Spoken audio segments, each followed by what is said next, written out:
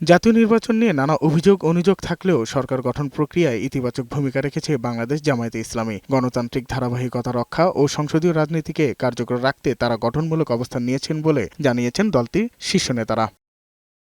জাতীয় নির্বাচনের পর স্থানীয় সরকার নির্বাচন প্রসঙ্গে দলটির শীর্ষ নেতারা বলছেন, নির্বাচন কবে হবে সেই সিদ্ধান্ত নেবে সরকার। তবে স্থানীয় নির্বাচনে অংশগ্রহণ করার প্রস্তুতির বিষয়ে সম্ভাব্য প্রার্থী বাছাইয়ের ক্ষেত্রে স্থানীয় সাংগঠনিক পর্যায়ে পর্যালোচনার ভিত্তিতেই তালিকা তৈরি করা হবে। জাতীয় কভার সাইটে স্থানীয় ইস্যুগুলো আসবে, প্রার্থীর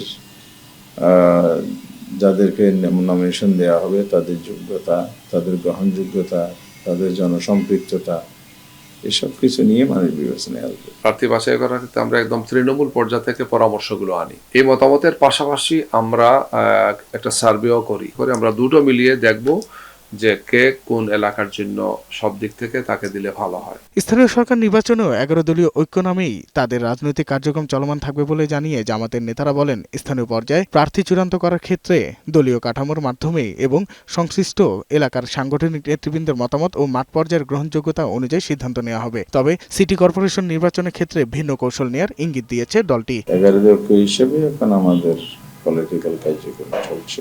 পার্লামেন্টও আমরা একইভাবে হিসেবে করব। সিটি কর্পোরেশনটা আমরা জাতীয়ভাবে সিদ্ধান্ত নেব। যেহেতু সামনে নির্বাচন হবে, প্রশাসক একটা দল থেকে এবং দলীয় সিনিয়র নেতাদেরকে দিয়েছেন। এইটার মাধ্যমে স্থানীয় সরকার নির্বাচনটা আসলে কতটুকু গ্রহণযোগ্য হবে বা নিরপেক্ষ হবে, প্রশ্ন তো থেকেই যায়। এদিকে 11 দলীয় জোটে শরিক দল হিসেবে থাকা এনসিপির শীর্ষ নেতারা বলছেন, স্থানীয় নির্বাচনে জোটে নাকি একক তা সিদ্ধান্তের জন্য আলোচনা চলছে। তবে সাংগঠনিকভাবে দলের নেতাকর্মীদের প্রস্তুতি নিতে বলা হয়েছে।